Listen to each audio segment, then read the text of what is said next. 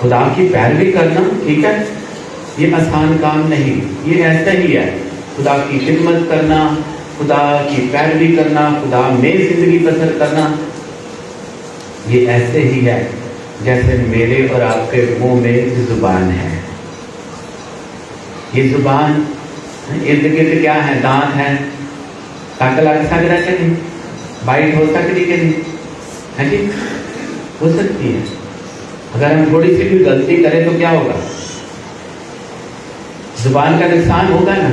ٹھیک ہے، تو یہ زبان اپنا دانتوں کے درمیان بھی ہے لیکن اپنا کام بھی کرتی ہے.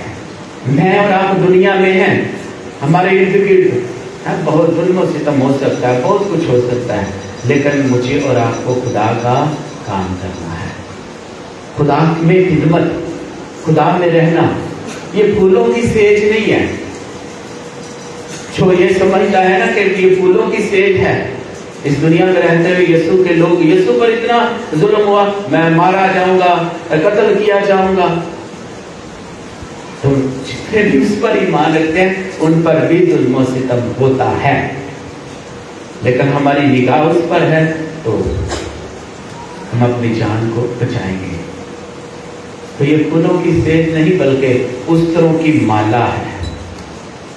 جی ہے مالا، یسوع میں زندگی، یسوع میں خدمت ہے مالا، لیکن ہے استروں کی مالا کہ ہر پچ سے بھی بچنا ہے، ہر زخم سے بھی بچنا ہے اور خدا کا کام بھی